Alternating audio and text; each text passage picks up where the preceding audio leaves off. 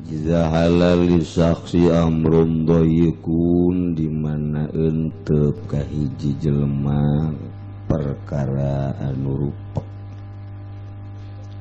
nu sulit, kesulitan dunia, kesulitan agama. Pokona mah loba kesulitan lah mun ditafsir mah kreditan hayang geura kabayar. Di pabrik hayang ulah digusar geser kecuali ditaekeun jabatan anak. Kitu keneh ngawarung ulah nombokan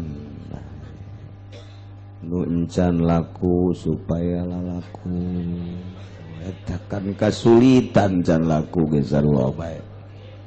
Umur geus 40 tahun can aya nu negor-negor sarua ieu ge sulit gede bae. Lobalah kasulitan teh anak teu narurut sulit jasa luar biasa. Hayang kawin deui nu kolot galak. Iya jadi dua pohara jasa ieu mah loba kasulitan maka yadbiku asabi ayadihil yumna kepelkeun ramo nu katuhu nalika mulai ngadoa kepelkeun kieu teh. Ieu mah ulah sabelah bae nu katuhu. Engke dibuka sumayabtahuha bi kalimatillah haula wala quwata illa billahil aliyil. Pas macalah haulana buka duana ya Allahumma lak ieupeureukeun teh asal ulah aya musuh dihareup mun aya musuh pajar nang tangan nih. Tapi asana musuh geus sieun. Allahumma lakal hamdu wa minkal faraju wa ilaikal mustaka wa bikal musta'an wa la haula tabukat wa la haula wa la quwata illa billahil aliyyil azim. Wa nasta'inuka ala fasadin fina wa nas'aluka salaha amrina kullihi ya arhamar rahimin walhamdulillahi rabbil alamin. Pendek doana tapi ialah doa nu sok dilanggengkeun dibaca ku Kangjeng Nabi Khadir alaihi salam. Kangjeng Nabi Khadir di mana-mana endek ngayakeun hiji perkara kayaning dek nyokot hiji dangdaunan di gunung misalnya. Nyanana di dieu dek dicokot salak di Gunung Santri.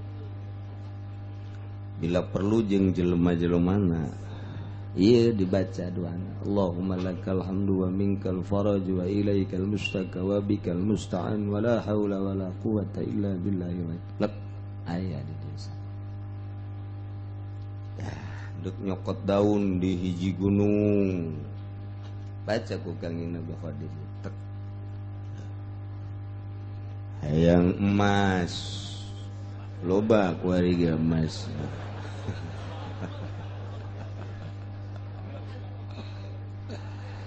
Tapi doa teh luar biasa. Nu kula kadenge hiji guru kula di Garut ngalanggengkeun ieu. Ju kitu di Jawa nu kadenge ieu isuk jeung sore. Almarhum abah kula mah dibacana isya nya nama jeung sok subuh. Iyalah langgeng ieu mah aya bae Allahumma lakal hamdu wa minkal faraj wa ilaikal mustaka wa bikal musta'an wa la haula wa la quwata illa billahil aliyyil wa nasta'inuka ala fasadin fina wa nas'aluka salaha amrina kullihi ya arhamar. Termasuk tuan Syekh Abdul Qadir Al-Jailani Quddisa Sirruh selalu ngalanggengkeun doa ieu. Meme entas maca Allahumma ya man lahu Allahumma Kitu subhanaman la yusgiluhu sya'nun an sya'nin wala samun an samin wa yaman la tubtiluhul masail wa yaman la yubrimuhu ilahul mulihin alikni ya Allah alikni ya Allah alikni ya Allah barda afika wa halawata ma'rifatik eta doa ti Kangjeng Nabi Qadir dilanggengkeun ku Tuan Syekh Abdul Qadir Al Jailani. Nah maka anjeunna nyarita babari cenah hayang kapangijeng Kangjeng Nabi Qadir mah ieu bae baca cik Tuan Syekh ayo Allahumma ya man lahu wa Allah subhanaman la yusgiluhu sya'nun an sya'nin wa la samun an samin wa ya man la tubtiluhul masai moal waka ditulis teh moal heulanan tenang we heula atuh hiji-hiji aduh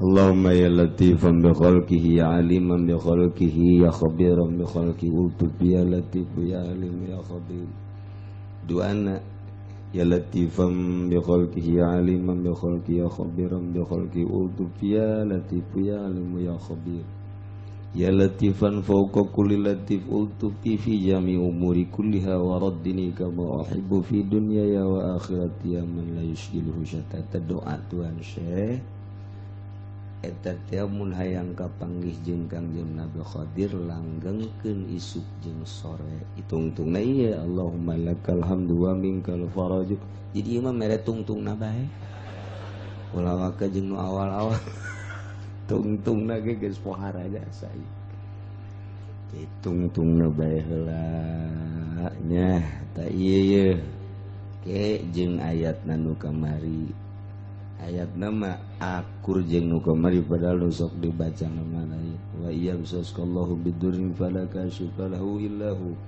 wa yamsaskallahu bi khairin fala radda li fadlih terus aditu tungtung ieu bae urang mun pendek bae sesuai jeung otak urang mun dibere panjang-panjang teh aju lain ngadoa kesol ngariung bae aju kiaina ngadoana panjang ditaringgalkeun sialah berkat teh sabaraha puyeng aing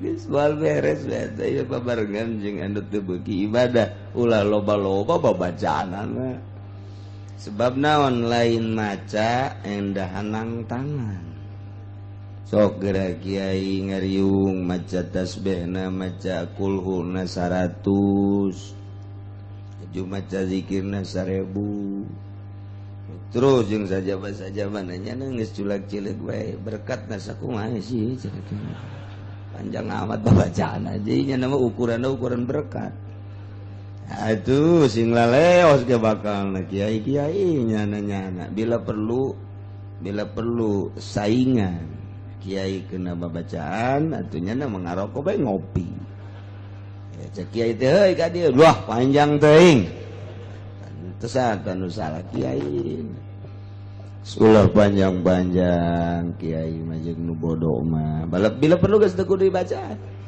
teu kudu dibacaan bagi kan geus beres atuh jeung nu bodoh takos kitu lain biasa. Oh iya mengadoa ti mimiti diangkat datang ka dikahandapkeun deui diangkat deui dikahandapkeun deui can geussan keneh bae eta kudaekan deui nalar doana kiai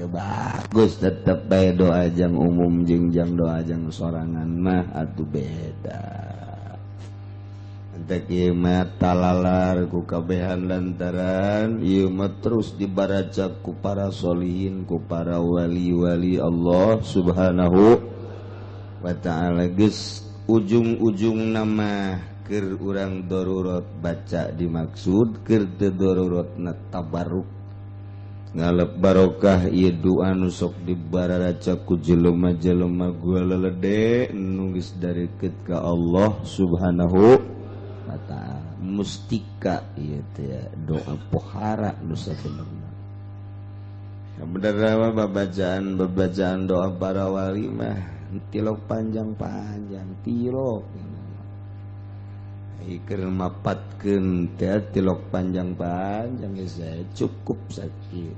Allahumma lakal hamdu wa minkal faraju. He Allah tetep ka Gusti ari sadaya puji.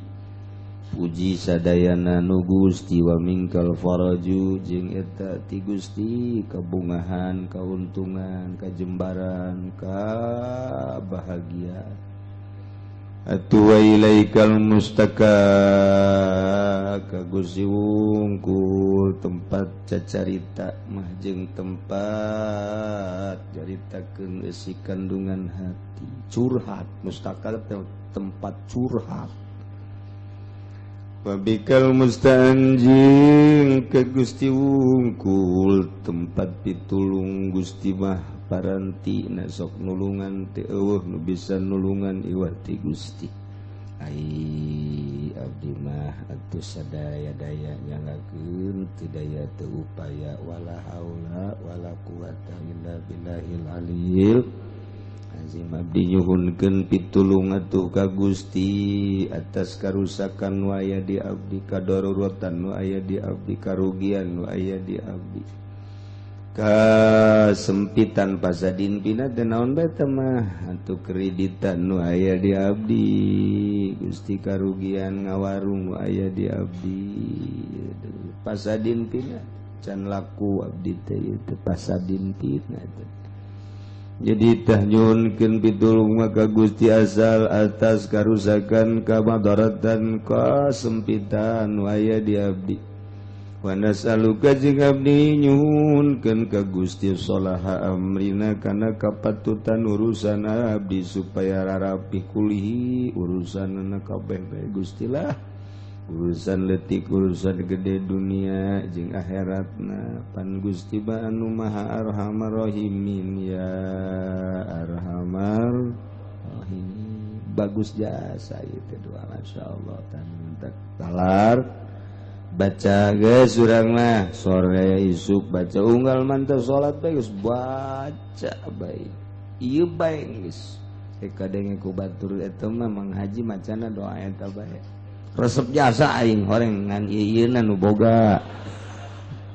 Eueuh masalah geus ieu ngaji 3 tahun 4 tahun bere ieu doang hiji cek eta. Geus ieu bae tah ieu dua pohara jasa. Kadenge kurang guru-guru urang ahli Allah ieu bae ieu teh ditempelkeun bae doa ieu mah.